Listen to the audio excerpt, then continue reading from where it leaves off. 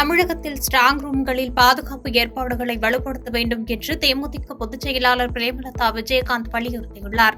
சென்னை கோயம்பேட்டில் செய்தியாளர்களிடம் பேசிய தேமுதிக பொதுச் செயலாளர் பிரேமலதா விஜயகாந்த், ஜூன் மற்றும் ஜூலை மாதங்களில் கேப்டன் நினைவிடம் கட்டுவதற்கான நடவடிக்கைகள் எடுக்கப்பட்டு அதற்கான பணிகள் விரைவில் தொடங்கப்பட உள்ளதாகவும் தெரிவித்தார்.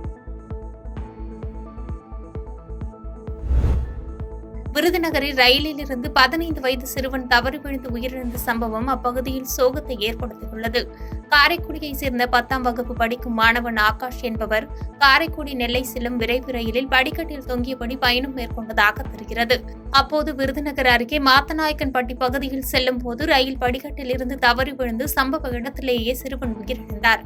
இதுகுறித்து தகவல் அறிந்து சம்பவ இடத்திற்கு விரைந்து வந்த ரயில்வே போலீசார் சிறுவனின் உடலை மீட்டு பிரேத பரிசோதனைக்காக விருதுநகர் அரசு மருத்துவக் கல்லூரி மருத்துவமனைக்கு அனுப்பி வைத்தனர். மேலும் இந்த விபத்து குறித்து தூத்துக்குடி ரயில்வே போலீசார் வழக்கு பதிவு செய்து விசாரணை மேற்கொண்டு வருகின்றனர். மீஞ்சூர் அருகே ஏரியில் நண்பர்களுடன் குளிக்க சென்ற இளைஞர் நீரில் மூழ்கி மாயமடைந்ததால் தீயணைப்பு வீரர்கள் இளைஞரை தேடும் பணியில் ஈடுபட்டுள்ளனர். திருவள்ளூர் மாவட்டம் மீஞ்சூர் அடுத்த நந்திம்பாக்கம் பகுதியைச் சேர்ந்தவர் கிரண் சிங். இவர் தமது நண்பர்களுடன் வெள்ளம்பாக்கம் ஏரியில் குளிக்க சென்றார். அப்போது கிரண் சிங் திடீரென நீரில் மூழ்கி மாயமானார். இதுகுறித்து தகவல் அறிந்து சம்பவ இடத்திற்கு வந்த பொன்னேரி தீயணைப்பு வீரர்கள் ஏரியில் மூழ்கி மாயமான இளைஞரை தீவிரமாக தேடும் பணியில் ஈடுபட்டு வருகின்றனர். மேலும் இச்சம்பவம் குறித்து மீஞ்சூர் காவல்துறையினர் விசாரணை நடத்தி வருகின்றனர். அரியலூர் மாவட்டம் மீன்சுருட்டி அருகே உள்ள மேலசம்போடை கிராமத்தைச் சேர்ந்தவர் சித்திரை சோழன். இவரின் மூத்த மகள் மஞ்சுளா திருமணமாகாமல் கர்ப்பமாக இருந்ததாக தெரிகிறது. இதனையடுத்து ஜெயங்கொண்டம் அனைத்து மகளிர் காவல் நிலையத்தில் புகார் அளித்ததை அடுத்து கர்ப்பத்திற்கு காரணமான அதே பகுதியைச் சேர்ந்த அன்புதுரை என்பவரை போக்சோ வழக்கில் போலீசார் கைது செய்தனர். இந்நிலையில் கடந்த மாதம் மார்ச் 29ஆம் தேதி மஞ்சுளாவுக்கு அழகிய பெண் குழந்தை பிறந்தது. குழந்தை பிறந்தவுடன் ஜெயங்கொண்டம் போலீசார் அங்கு அடையாளங்கள் பதிவு செய்து DNA பரிசோதனை செய்ய வேண்டும் என்று கூறி சென்றதாக கூறப்படுகிறது. இந்நிலையில் அன்று இரவு மஞ்சுளா குழந்தையுடன் தூங்கிக் கொண்டிருந்ததாகவும் மஞ்சுளாவின் தாயார் பரிமளா வந்து பார்த்தபோது குழந்தை காணாமல் போனதாகவும் மீன்சுருட்டி காவல் நிலையத்தில் புகார் அளிக்கப்பட்டது. புகாரின் அடிப்படையில் போலீசார் மஞ்சுளாவிடம் தீவிரமாக விசாரித்த போது DNA பரிசோதனைக்கு பயந்து குழந்தையை கொன்றுவிட்டதாக தெரியவந்தது. இதனையடுத்து போலீசார் குழந்தையின் தாய், பாட்டி உட்பட 5 பேரை காவல் நிலையம் அழைத்து சென்று தீவிர விசாரணை செய்து வருகின்றனர்.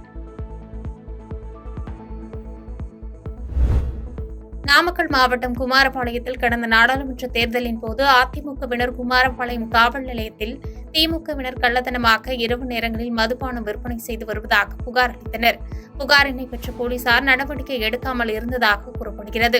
இதனையடுத்து அன்று இரவு பள்ளிப்பாளையம் சாலையில் கள்ளத்தனமாக மது விற்பனை நடைபெறுவதாக அதிமுக நகர செயலாளர் பாலசுப்ரமணிக்கு தகவல் கிடைத்தது. இதன் அடிப்படையில் அங்கு சென்ற அதிமுக நகர செயலாளர் பாலசுப்ரமணி அங்கு மது விற்பனையில் ஈடுபட்டிருந்த திமுகவை சேர்ந்த அருண்குமார் என்பவரை பிடித்து விசாரணை மேற்கொண்டார். அப்போது இரு தரப்பினருக்கும் இடையே தகராறு ஏற்பட்டது. இச்சம்பவம் குறித்து தகவல் அறிந்த காவல்துறையினர் சம்பவ இடத்திற்கு விரைந்து வந்து இரு தரப்பினரிடமும் சமாதானம் செய்ய முற்பட்டனர். இதுகுறித்து பாலசுப்ரமணி புகார் தெரிவிக்க காவல் நிலையம் சென்றபொழுது திமுகவினர் மது விற்பனையில் ஈடுபட்டிருந்த அருண்குமார் மண்டையை உடைத்து மருத்துவமனையில் சிகிச்சைக்காக அனுமதித்ததாக பாலசுப்ரமணி மீது பொய் வழக்கு பதிவு செய்யப்பட்டது. மேலும் திமுகவினரின் கள்ள மது விற்பனை குறித்த வீடியோ காட்சிகளை அதிமுகவினர் வெளியிட்டுள்ளது சர்ச்சையை ஏற்படுத்தியுள்ளது.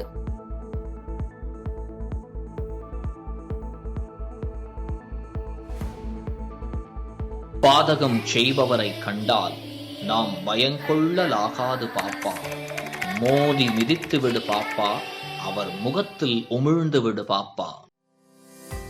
அண்மை செய்திகளை உடனுக்குடன் தெரிந்து கொள்ள இணைந்திருங்கள் இயம்நாடு தொலைக்காட்சியுடன்.